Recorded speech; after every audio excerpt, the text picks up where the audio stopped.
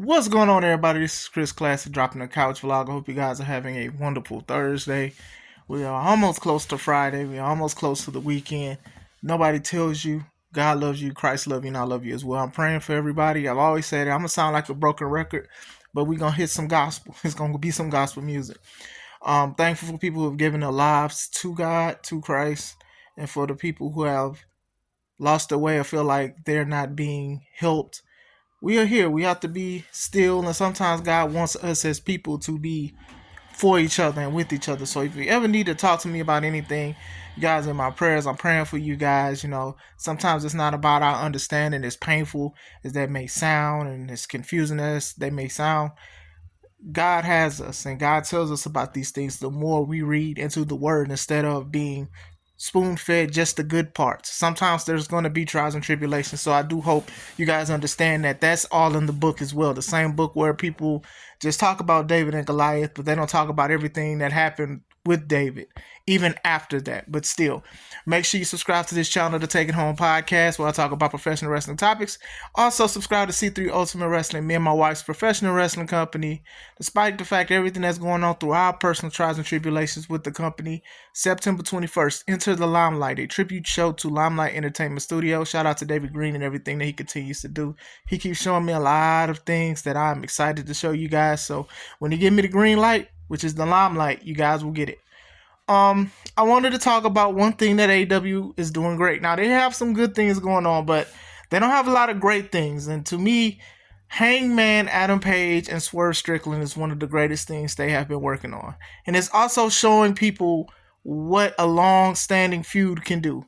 I've said it for years now. AEW does a thing where if you are a champion, if you lose the belt, most likely you're not going to get a rematch. They don't do rematches in AEW like that. I think the last time I've seen a rematch for a belt was probably currently with Will Ospreay and MJF with the Intercontinental title, Continental whatever, IHOP Championship, too many belts.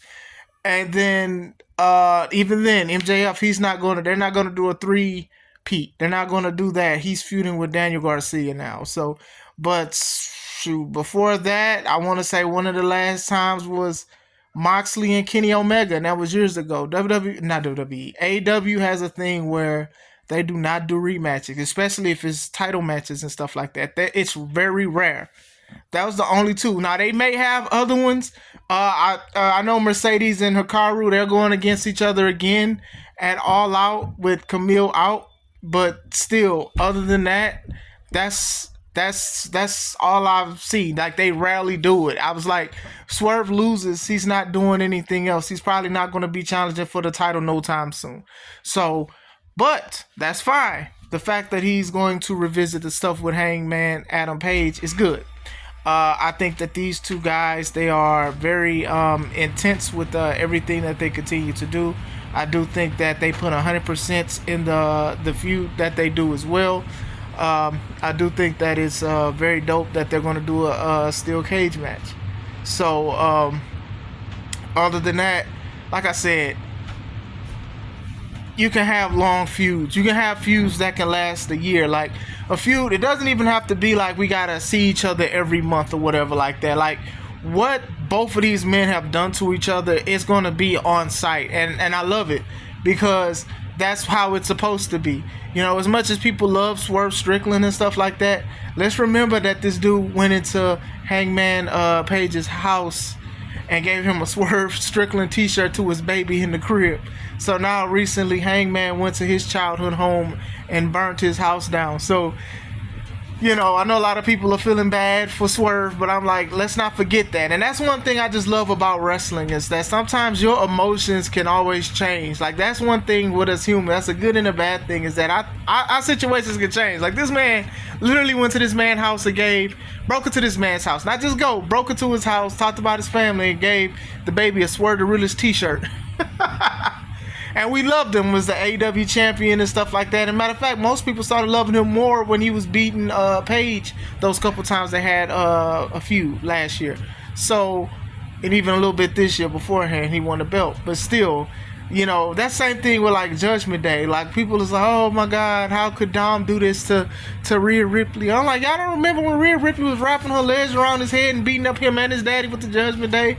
Then all of a sudden a comeuppance happened. That's a good thing about wrestling, is that sometimes you forget about the comeuppance. Like you ever been so engaged in something you forget everything else that has something to do with it?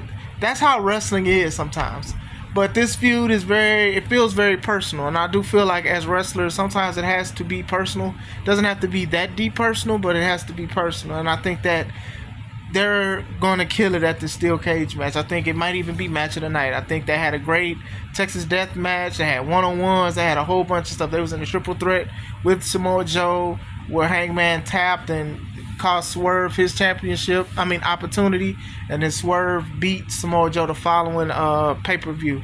So I do think this is something that they have been great on. Now, what I don't want is the intensity to be diluted, because All Out is considered like one of the top shows from AEW. I know a lot of people say Double or Nothing, or they say All In and stuff like that, but still, I do think that I don't want nothing cut from what they have, because what they have is something special. It's not a knock to the other wrestlers, not even a knock, but like some of the stuff, the promos is repetitive. It's just the same stuff over and over and over.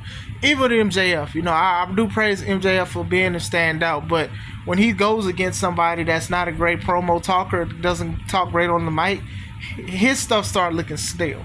Like we love Will Ospreay, but Will Ospreay can't cut a good promo. So him and Will went back and forth for about 10-15 minutes on the microphone, and then you look at Dynamite this week, and it's the same thing with Daniel Garcia doing the same thing and saying dang near the same stuff that Will said to MJF, and then Daniel was stumbling on the mic, slippy blippy. Like, I pay attention to that. Like, I slip when I talk about this kind of stuff, but still, this isn't like national TV or whatever. It just, he was messing up. We, you, MJ, the fact that, like, he kept messing up. So those things happen. It's just like when y'all give these people 2 minutes to talk in front of MJF, they struggle. You can say you love the city. Of course, the city gonna love you. MJF is gonna diss the city. And then when he diss the city, whenever you say something, everybody's gonna be eating out of the palm of your hands. It's the same shtick. And that's nothing against MJF. It's just that a lot of people, promo-wise, hasn't really challenged MJF like that, except CM Punk, Ricky Starks, which I already talked about. AEW didn't like Ricky Starks for certain things, even though he wasn't a troublemaker. It's only a few of them. It's only a few that can stick on there, and that's why I feel like he stands out. I know a lot of people don't like him for his personal beliefs and his reasons, and maybe they feel like his character is stale. But still, other than that, going back to Swerve and Hangman, it feels so personal.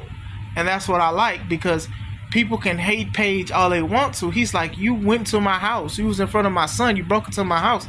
Like, that's understandable as a father. Like, dang, I wouldn't, person wouldn't even be standing if I found out they did that. So it's like, why would they ever like shake hands like I respect you or I forgive you? That's something. That's how you blend kayfabe with real life. So Hangman will always have a beef with Swerve. Now with Hangman burning Swerve's childhood home, Swerve will always have a beef with him. An eye for an eye. That's how I gotta be for wrestling sometimes. For me and Atlas, an eye for an eye. I don't like him, he don't like me. And when you see us September 21st, you'll see why. You'll see how much disgust and disdain we have for each other because of the beef that we've had. We probably won't be ever cool or on the same page with certain things. And that's just the same thing with Paige and Swerve. I think these are two matches for sure that you guys want to watch. Outside of everything that's on Enter the Limelight, you do want to see something like that. And feuds can be like this. Feuds for AEW, they don't have to always be a few weeks leading into a pay-per-view and then that's it. You can do something. If you do it right, you can have people feuding for 4 years. Like, WWE does a great job, especially the last few years, of having people feuding for 2 months, 3 months, even 4 months. I mean, even Cody and Seth, right, when Cody came back, Cody and Seth, they feuded with each other 3 times, and people debate on which match out of the three was the best. Some people love the Hell in a Cell. I loved all their matches.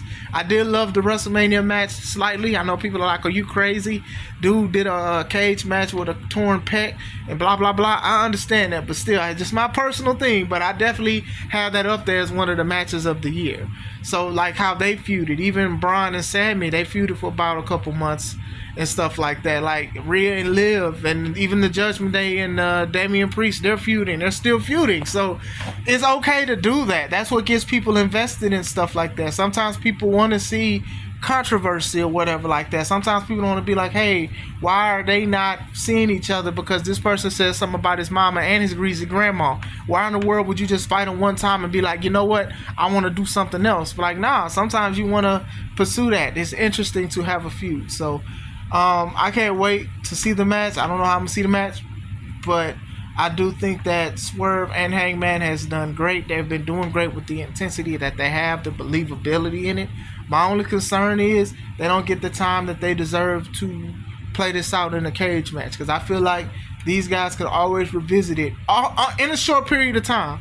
Like I remember when Cena and Orton was beefing, you know, Orton was kicking Cena's dad in the head and all kind of stuff. I know they're cooler now, how they're portraying. I would always have them be like it's on site, but still, I think that was a good one. And this is bringing something similar. I'm not gonna say it's as big because AEW is a secondary company, but I think this is something that can be a driving force in AEW. That every time you see Swerve and Page in the same ring or they lock eyes, you know it's going to be on site. But what do you guys think? Do you guys think this is the most interesting thing they have going on in AEW? Are you excited for this match? What do you guys think about each wrestler? Let me know. I hope you guys are having a wonderful day. This is Chris Classy. Let's take it home.